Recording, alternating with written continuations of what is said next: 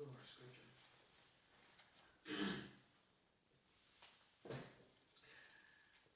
Matthew chapter 9.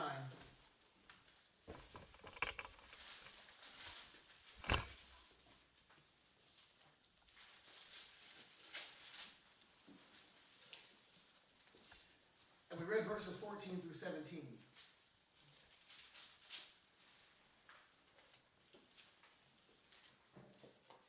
I'm going to read through those again. Just as a refresher. I'm going to read aloud from the King James Version. Now, throughout the message, we'll probably bounce back and forth from the different versions. But Matthew chapter 9, verses 14 through 17.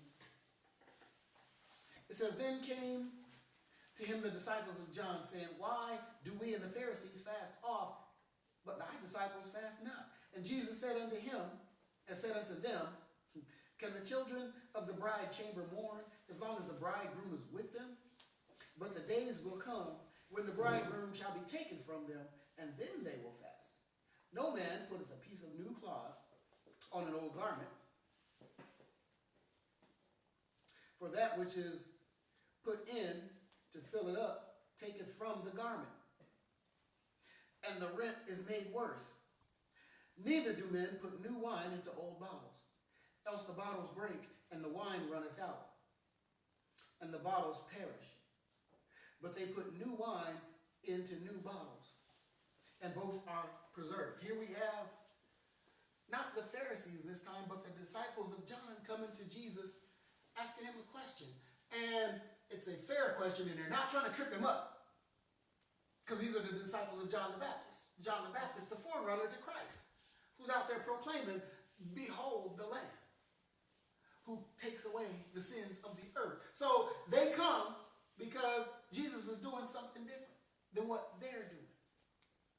So they come and they ask the question. They just want to know. They just want to know. What, why? Why are we fasting and your disciples not fasting? Somewhere along the way, it got back to John the Baptist. Somebody had that Jesus and his disciples aren't fasting. See, even back then, word travels. Can't do nothing without it getting around. You know, telephone, telegraph, tell whomever. But word got back to John the Baptist, so he sends his disciples to ask Jesus, why are we fasting? Y'all not fasting. What's up with that? Jesus says, well, look, can the child of the bride chamber mourn while the bridegroom is with them? And what he's saying is, the children of the bride chamber, why would they mourn if the bridegroom if he's there with them? What's the purpose? Why does Jesus have to fast? He's Jesus. He prayed, he talked to God on the regular. Why does he have to fast? See, but he says, but after the bridegroom is gone, then they will fast. He didn't wipe out the need for fasting. His presence, his manifested physical presence, wiped out the need for fasting for those who were right there with him. They didn't need to fast. Why do they need to fast? Jesus is right there pouring his life into them, pouring his teaching into them. Why? So that's what he said. Why? Why? That's why. Because John the Baptist is not me. He's my forerunner. He's saying, he's saying that, but he's not me. Dig that. Then he goes on to expound, and he begins to talk about, see, no man puts a piece of new cloth on an old garment, for that which is put in to fill it up,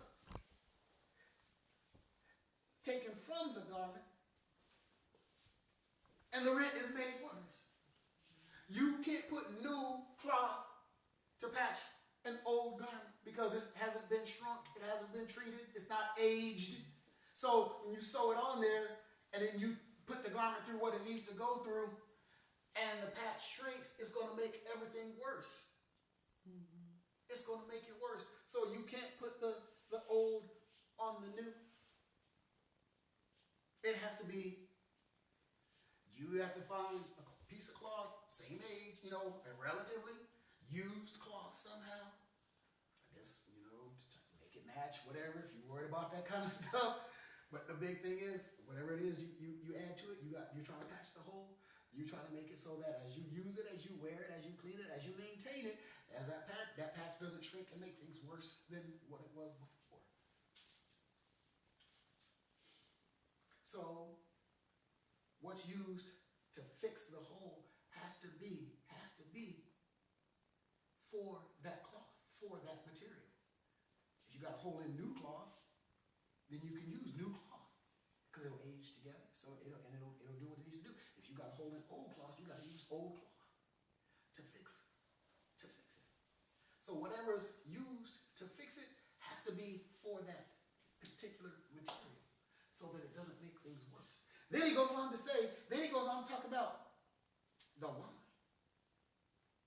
Neither do men put new wine into old bottles. And when it says bottles here, it's referring to the wine skin, the old flasks that they used to use back then. When they say bottle, that's what they're talking about. Not the bottles and this from the Valley of California. No, they didn't. None of that. They didn't have the glass bottles for their wine back then. It was the flasks and that kind of thing. That's what they're talking about. Neither do men put new wine into old bottles, else the bottles break, and the wine runneth out, and the bottles perish. But they put new wine into new bottles, and both are preserved. Okay? When they're talking about an old bottle, an old wine skin, they don't mean an old wine skin that's in use. Okay? That's just, you've had it for years. You use it. When it gets empty, you still use it. They're not talking about old like that. They're talking about an old wineskin that hasn't been used for a while. Because as long as it's in use, and it's being used, and it's, getting the moisture and the use and the touch of the hands and everything, okay, it's still staying viable. Still staying utile, be able to be used. Okay, but when you take that wineskin and it's empty and you hang it up on the wall and you forget about it for a couple of months, it's drying out. The threads, whatever's holding it together, they might begin to dry out because of lack of use. So then you think, oh, well, you know what? I just used my old wineskin, put this new wine in, and when you go to fill it up, boom, it busts. Springs a leak, boom, you got wine all over the floor now and everything. So you can't use an old wineskin to put new wine in. It has to be one that's new, that's been in use. So here we are. We got Jesus answering the disciples of John the Baptist about why his disciples are fasting, why his disciples aren't fasting, but John's are. And Jesus says, because they're with me, there's no need for them to fast. When I go away, they will. There will be a need to fast. There will be a need to fast. Then he goes on to talk about fixing an old cloth with a new patch. New wineskin in an old wine flask. New wine in an old wineskin, new and old.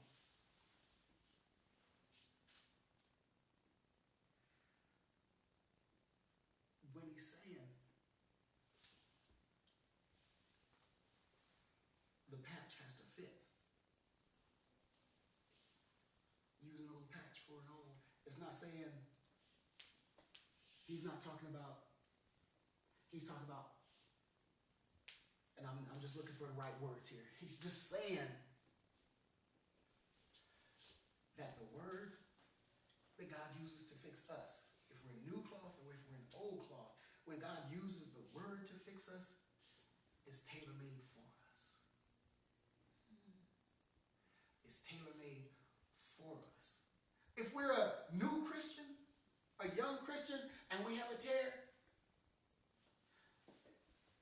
the word is a new cloth that God can use to fix us. So that as we go out, as we wear and tear, as he washes us, as we age and season, the word that he used to fix us shrinks with us, grows with us, expands with us, it gets wet with us, it dries with us, but it doesn't do its own thing, shrink it up, and cause a greater hole than what was there in the first place. It has to fit. It has to be for that material. Whatever material we are, that's what God's word is going to be for us. Because it can be that. Because it can be that. See, God didn't have to go, he didn't have to use this Bible for seasoned believers. Go write a whole separate Bible for younger Christians. He didn't have to do that. But the word is going to be that. See, it's going to be that. It's going to be that to whatever. If you're a newer cloth, if you're a younger cloth, when God uses that to fix the hole that's in us, see, it's going to do what it needs to do. And it's not going to cause more damage. All right. When he talks about the wineskins,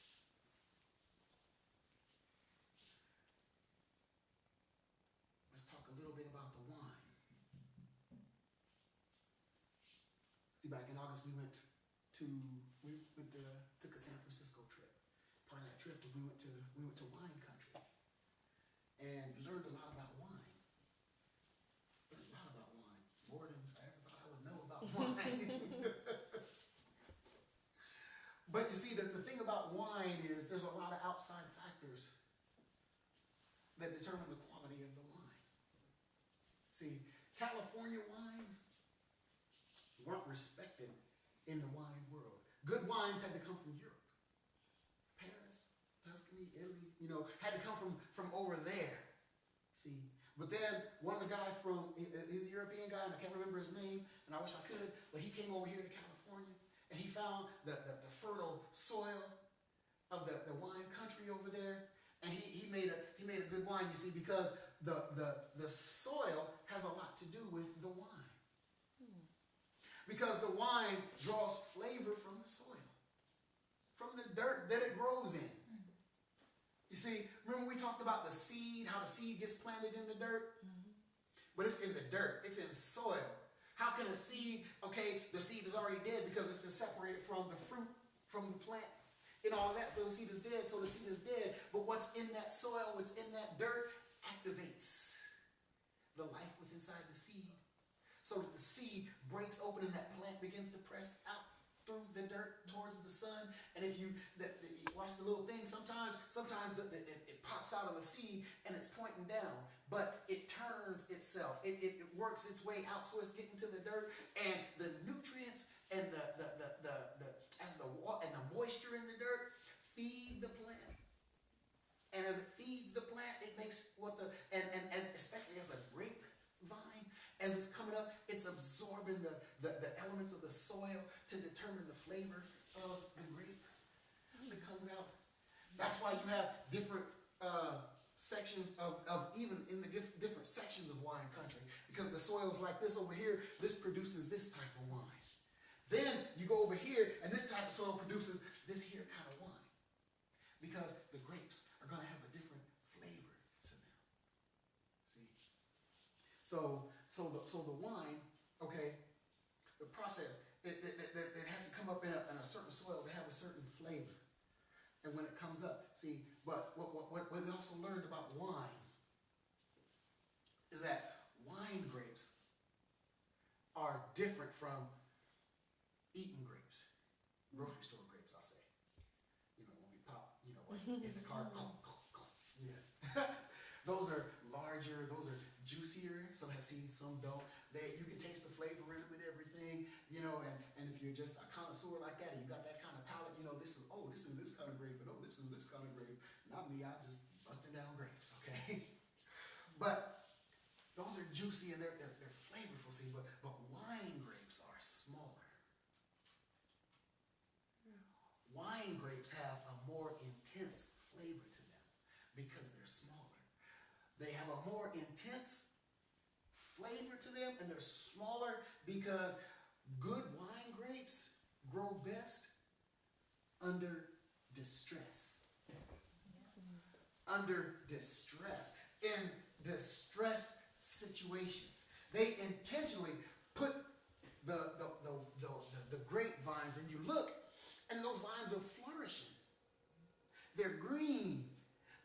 the fruit, the grapes themselves are plentiful on the vine. But again, if you look at them, they don't look like the eaten grapes. They're not big, they're not plump, they're not like juicy like those, but they're smaller. They're packed. The flavor is packed inside of those. And they still got juice in them. Still got the juice in them, but it's more intense. See, why is it like that? Because they grow, because they give the grapevines just enough water. Just enough water so that the roots have to struggle, so that the roots have to fight to get to the water. Yes. You see? So the vine is not in the best conditions, but it's producing the best grape to produce the best wine. See, it takes hard, distressful situation and circumstance for that grapevine to produce the right kind of grape, to produce all of that flavorful wine. You see, what I learned about true wine connoisseurs, the people, because we sat across some people that were wine connoisseurs. And the lady herself, I think she was actually an unofficial taster or whatever it's called, because they were bringing the wine to the table, and he's like, oh, I forgot which one I ordered. So she tasted it, like, no, that's that one, that's the one. Yeah, this is the one you ordered, and that's the one I ordered. You know, bang, was able to tell.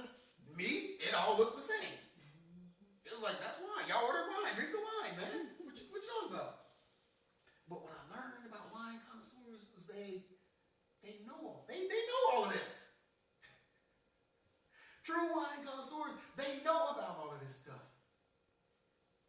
I didn't know because I'm not a wine connoisseur. But they know all of this stuff. See? And so, once the grape is removed from the vine, it goes through the process. It's got to get crushed. And in some places in the wine country, they still stomp the grapes by foot. Yep. Yep. So you got to know some stuff if you're a drinker of wine. Know where that wine has been. But the grapes have to be crushed. See, to get the juice from the grape. The grapes were produced under distressful situation to produce that taste, that flavor that the wine drinker is gonna enjoy. Because when they truly drink it, they sip it, they sniff it, they look at it, okay, then they taste it, you know, to see and everything. So there's like at least 3 of the senses involved: the smell, taste, and the sight. Okay, you can't really. It doesn't matter if you dip your hand in it. No, anyway, you can't hear it. So that's just useless. So the wine itself. Once they crush the grapes to extract the wine goes through its process. And when the wine gets put in the barrel, the wine gets put on the shelf. But see, the wine just doesn't sit there waiting to be, because every now and then they got to come in and turn the barrels. Because as it sits there, it starts to separate. And some stuff starts to settle in the bottom, because they had this barrel. It was the wooden barrel, but it had a plexiglass end on it. And we walked up, we just saw it sitting there, and the girl said, okay, watch this. And she turned it a couple of times, and you could see all the stuff starting to mix and get back back mixed up and stirred up again. See, the wine, as it sits on the shelf, it just doesn't sit. It's got to be stirred every now and then. It's got to be moved every now and then. It's got to be agitated. It's got to be not shaken. Well, you can say shaken, but it's got to be moved. It's not just allowed to sit and wait. See, but here it is. The wine connoisseurs, the winemakers, while after it's on the shelf, they know they have to do all of this stuff to it. Not one winemaker is sitting there saying, man, I wish this wine would hurry up. Man, I wish this wine would hurry up. They know that in order for this wine to age to the point where that person who's going to drink buy that wine so that they can enjoy it, it has to sit for X number of time. X amount of time. It's got to sit for that amount of time. And so while they're waiting for that one on the shelf, they're out picking more grapes, crushing more grapes, distilling more wine, putting more wine in the barrel. Then more wine goes on the barrel. And before they go out to the next grape, oh, this one, it's time to shake this one. It's time to rotate this one. So they rotate these barrels. This one's rotated. Okay, do we need to rotate anymore? Nope. All right, back to picking grapes. Back to crushing grapes. Back to distilling wine. So there's a whole process involved. There's a whole process involved for that wine. And they know that there's things that they have to do. But the way to get the wine, you got to wait for the plant to grow. Wait for the grapes to ripen properly. You pick them, you crush them, you distill the wine, you do everything you need to do to the wine, you barrel it, you put it on the shelf. And then at the appointed time, you rotate it to agitate it. Okay? But all the while, you're waiting for the right time to bottle that wine so that you can sell it. Wine. That's the process of wine. And it hasn't changed over time. Hasn't changed from the days of Jesus. The only thing that changed is that he did it with a miracle. He said wine, and it was wine. Okay? Bang, and it was wine. Okay? But everybody else besides Jesus who had to make wine, it was the same process. It was the same process. You can look at wines. Wine, true wine, quality wine, it's gone through the same process. Groups, and it had to, and each vine, as it grew, absorbed nutrients, absorbed the flavor that it was going to have from the soil that it was in. And each vine produces that small, flavor-intense grape that has to be crushed for the juice to come out so that it can become wine.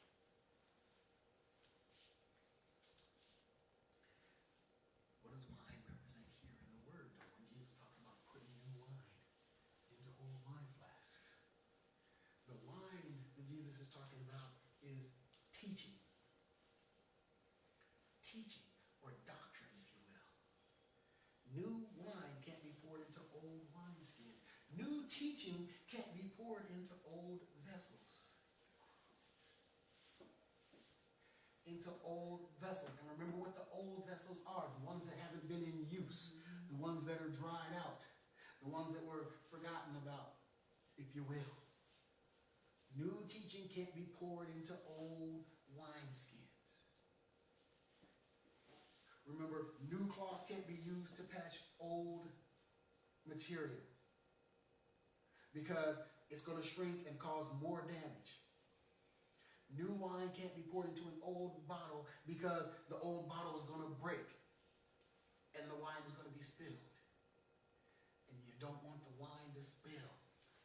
New, old, has to be tailored. Remember, the cloth has to match the material. The teaching has to match the person. The teaching has to match the person. So, new wine can't be poured into wine or old wineskins. Nobody's taking old wine and trying to pour it into an old wineskin. Okay? Because you can't use an old wineskin. So it's not you saying you have to match new for new. All right? The saying, the teaching has to match the vessel. The teaching has to match the vessel. The new wineskin, the new teaching that Jesus was coming with. The new teaching. See, it was apropos that they came asking about fasting while Jesus was there. Because Jesus was doing a new teaching. He was doing a new teaching. He was doing a new teaching. John the Baptist, his disciples, yes, they had to fast because they weren't with Jesus. They weren't being poured into by Jesus. John the Baptist was the forerunner to Christ. He was preaching the same gospel that Christ was preaching, same gospel. But as Jesus was preaching the gospel, he was teaching the gospel to his disciples. He was pouring it into his disciples. He was pouring new wine into them. John was preaching the gospel. John was declaring the gospel, and his followers were learning to declare the gospel. Jesus' disciples, they were being taught because they would become the new. They would become the church. They would become those who would go on and make more disciples. See, just like the grapes on the vine,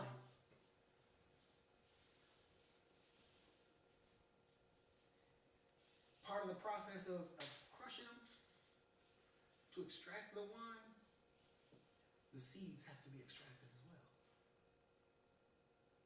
The seeds have to be extracted as well, so that the vine can be reproduced. The vine itself is going to continue to produce grapes throughout its life, throughout the life of that vine. And we never learned what the life expectancy is of one of those vines. But in order for that vineyard to expand, those seeds are necessary. See, they're not going to go out and buy vines from another vineyard, because that other vineyard, those vines have absorbed that soil. They're going to have a different flavor. The seeds from this vine are what are going to allow this vineyard to transfer, to expand, because they've been produced in like atmosphere, because they've been produced under like circumstances. So they're going to continue to produce that flavor of wine, that quality and that flavor of wine. So the wine that Jesus is talking about is the teaching, new vessels. How do we know this? Jesus is saying,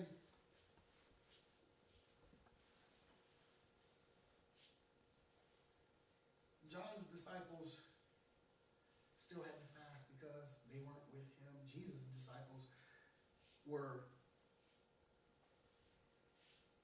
excused from fasting while he was there, because he himself was speaking to them. He himself was pouring into them. He himself was teaching them, molding them, shaping them, making them into disciple makers.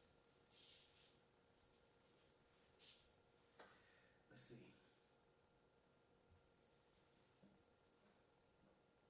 Let's go back in the chapter a bit and go back up to Matthew chapter 9.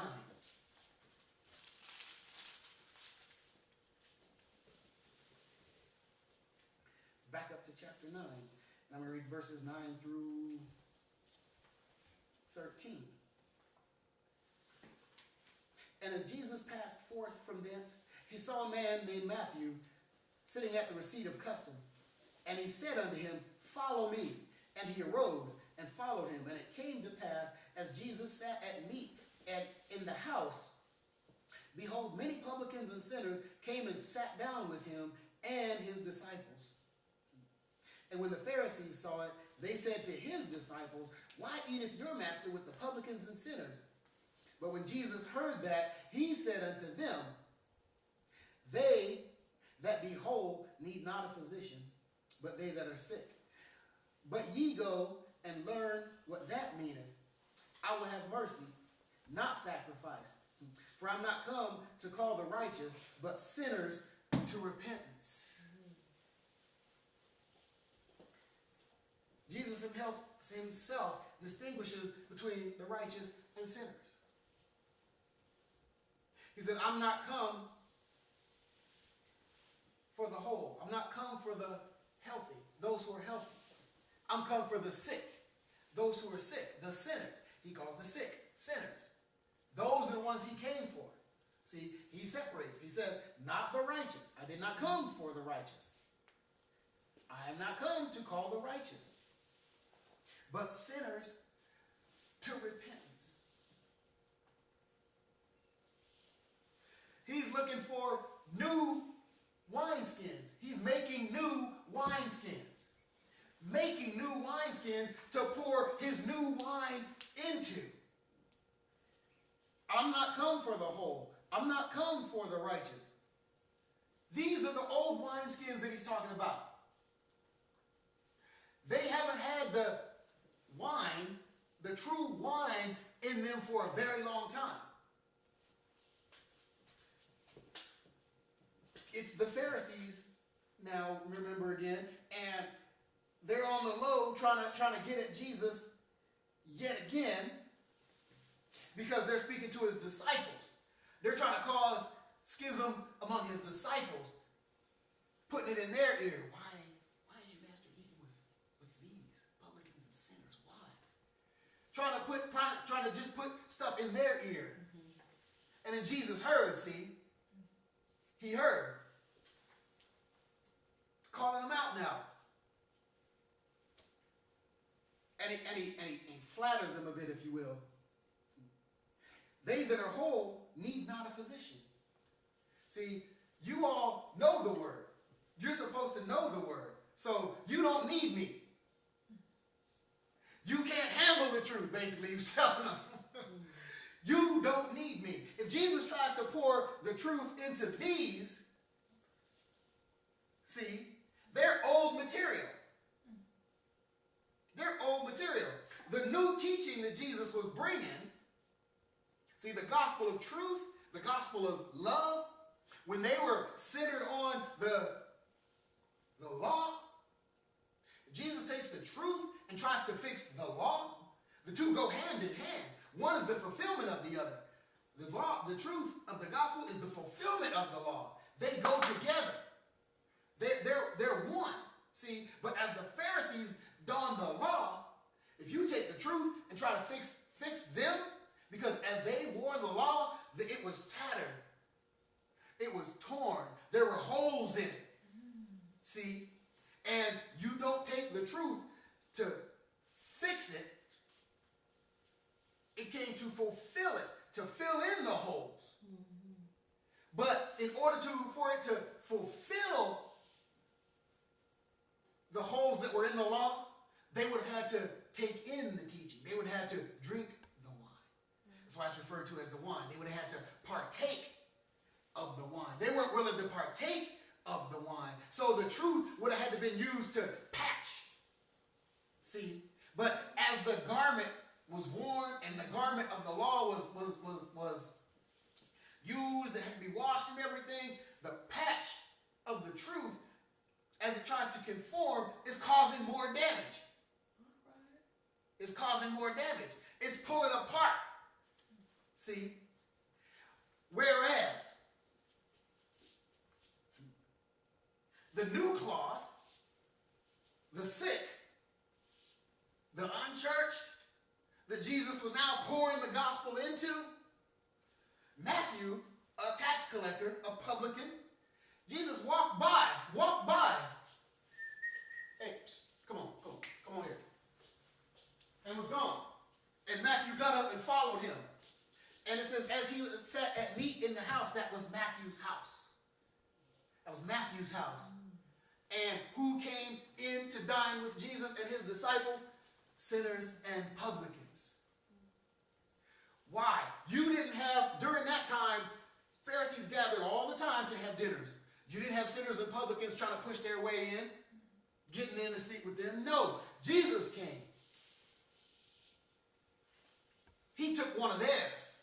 He called one of them. Now is fellowshipping with them. Now is at meat with them, which is to say he had dinner with them, breaking bread, hanging out, chilling, kicking back. And they came to hang with Jesus because the new wine had a different flavor. The new wine had a more intense flavor. The new wine coming up out of that fertile soil. The new wine from that vine that was raised in distress. Because you think about it, Mary and Joseph, they had to travel while Mary was with child. She was far along because by the time they got there, she had the baby. So they're having to travel. And I heard what Bishop Jakes preaching the other day. In the heat of the Middle East, And she's pregnant, and there was no AC. All they got is them and the donkey, and it's them. There's no relief. There's no comfort whatsoever. So that seed of righteousness was raised in distress, so that teaching, once it was squeezed out of him, was a sweet, sweet wine. And when the grape was crushed, when the grape was crushed on that salvation, through that salvation act, on the cross, what flowed out of him? Oh, vinegar and water. Jesus. When that grape was crushed. See, and at that point, when Jesus gave up the ghost, when he ascended into heaven, the gospel, the good news of the gospel, became wine. It had aged to the point. It had sat on the shelf. It had been agitated. See, now it's ready to be bottled and dispersed to those who need it, to those who want it, to those. See, that's the thing about wine. The winemakers, they give away samples and stuff, to people who they're trying to sell to and all that kind of stuff. But see, those who are wine connoisseurs, they go and they buy the wine. See, they don't just happen across it, but they study and they watch. See, so in order to know the quality of the wine, you can look, you can study, you can read the label, you can do all the history on the winery where it was grown and everything, but you don't know the quality of that wine until you taste it. All right. Until you take it in. Until you sip of it. To see. Till you swoosh it around in your mouth and do what they do. And then they swallow it down, and then they can say, oh wow, this is a dry white wine. It's got a hint of something. I don't know. Well, how they do that. I taste a hint of cherry and some oak from the barrel, and I don't know. But that's how they know. Because their palate is ready. See, those of us who have received the gospel, we've tasted of the wine. And see, that's how we know. So you can blindfold a wine connoisseur, and you can put a glass of wine in front of them, put it in wine, or you can take the old, like, Bartles and James wine cooler, remember those? Put one of those in a glass, and that wine connoisseur is going to know the difference. That wine connoisseur is going to know the difference. Just like we as believers, when we taste of the teaching of the gospel, and we know, so that when the false teaching comes along, when bad wine comes along, we know the difference. See, we might taste it, spit it in the barrel or whatever. Yeah. That's what it was when Jesus was pierced. His eye, blood and water came out. That's right. Yeah. Not vinegar and water. But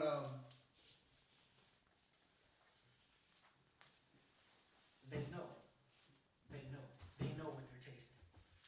The wine connoisseurs, they know what they're tasting. We're wine connoisseurs. We're tasting of the wine. We're tasting of the fruit of the vine. See, the teaching of the gospel, all the way back to the garden, the wine began to age. Or you could say the seed was planted. And that vine grew over all those generations. See, 40 generations from David to Noah. I ain't even going to start because I know I'm getting messed up. But for the generations, the vine grew. The vine grew. And then Jesus was that grape that got plucked. And then he was crushed. See, and the whole time, the vine was absorbing everything along the way, all the history, all the lineage of Jesus, the lineage of from Adam all the way to Jesus, the lineage. The wine is absorbing all this flavor. It's absorbing all this flavor. So now, when Jesus, he's that grape, and he got picked and he got crushed. He was pierced, and the blood and the water flowed from him. Symbolic of the teaching that was going to come forward. his act. And it's appropriate that he was on the cross, in the process of being crushed. Then it came, the blood and the water, it came. So now we are presenting that teaching. We are presenting that new wine to those making new wineskins, making the disciples, sharing the gospel, making a disciple, making a wineskin holder that will be able to take in that truth. And the thing about the wineskin is that wasn't intended to hold it forever. Why? What'd you do with the wineskin? You drank from it. You drank from it. It poured out the wine. It poured out. That's why you had a tap on it, a little thing on the end. You click it and, turn it up and you partake of it. So the wineskin was intended to hold the wine, but the wineskin was intended to pour out the wine so that more wine could be poured in. We are intended to share and spread the gospel. We are intended to share and spread the teaching of the gospel to those around us. New wine in new wineskins. Jesus did not take the patch of the gospel, the new material of the gospel, and try to fix the old garment that the Pharisees, the Sadducees, the scribes, the teachers of the law. He didn't come in and try to fix that. He came in and he made new wineskins into which he would pour his wine. He had to change some things around to do it. And while he was here, those whom he was pouring directly into, those whom he had dedicated his time and his life to pouring into for that 3-year period, they didn't have to fast while he was here because he's with them. Do the children of the bride chamber mourn while the bride is with them? When we fast to hear from God. We fast so that we take away all distractions, so that we can concentrate wholeheartedly on hearing from the one. What sense does it make if you're sitting there with Jesus to have to fast? He's pouring directly into them. He's talking right to them. So no, they didn't have to. But after he ascended, it became necessary. It became necessary. But you see, he came bringing new wine. He came bringing new wine so that what they were doing before wouldn't become ritual. Okay, it's Friday night. Let's fast. No, not necessary. Not necessary. Not necessary. So that's appropriate for this new year. This being the first Sunday of 2016, when God has spoken and promised so much, that we know there's so much that he's going to do in us, to us, through us, for us, and around us this year. New things. It's a new year. Going back to the word, behold, all things are made new. All things are passed away. The old year is passed away. Behold, all things are made new. The birthdays from last year, the anniversaries from last year, all the holidays from last year, they're passed away. With this new calendar, we get new ones this year. All things are made new. We get a new January 1st. Well, that's gone. We get a new, today's the 3rd, so we get a new January 4th. We get a new January. We get all things are made new. See, Jesus has poured this new wine into us. He's poured this teaching into us. We're the new wineskins. We're the vessels that God is using. But see, we're not the vases. Remember when Jesus performed the miracle? There were 5 cisterns that there were 5 the vessels that he used. Those were meant for holding the wine. Those were meant for holding the wine for dispersal into the other vessels. See, we're not those. We're the wineskins. We're the wineskins. The wineskins are mobile. The wineskins go where you need them to go. You carry them with you. See, the world's not carrying the wineskins with us. The world's not carrying wineskins with them. God's carrying the wineskins. And where he sees fit, where he sees the opportunity, he tips us up and pours the wine out to those who are in need. To those who are in need. See, we are wineskins. And think about this wine, you don't have to be 21. This wine is good for all ages. See, that's the thing about the even in the culture of the New Testament, where Jesus preached and taught. Paul, the whole wine was a part of the culture. It was a part of the culture. It wasn't a taboo. It wasn't, the forbidden. There was no drinking age there. It was just a part of the culture. To where that's why the warnings against in Timothy, where it talks about deacons, you must be a man not given to much wine. He didn't say a man that doesn't drink. Yep. He said not given to much wine. All things in moderation. Being able to use self-control. By the same token, if you know that it's not good for you, then you use that self-control. That's part of the fruit of the Spirit. Then you use that self-control and you don't partake. You abstain. See? It all goes together. It all goes together. Weird with wine dispensers. A little wine. Just have a little wine. This gospel. To those who come to that breaking point, who come to the end of themselves, and they taste of the truth of the gospel, they know that they have tasted true wine. They know that they have tasted true wine. And then they say, well, I gotta have more of this. I gotta have more of this. And see, just like when Christ was on the cross, and they put the sponge up to his mouth, and he tasted it, but wouldn't have any more. The world is in a desperate situation. The world is desperate. The world is condemned as they stand. The world is condemned as they stand. We need to come and put some wine up to their lips. We need to come and put some wine up to their lips. We can't come with watered down wine. Can't come with watered down wine. We gotta come because even at the wedding, when Jesus performed the miracle, the Father, they call him the ruler of the wedding. In one version, they ran out of wine. So the Father heard how they bought wine. And they ran through that.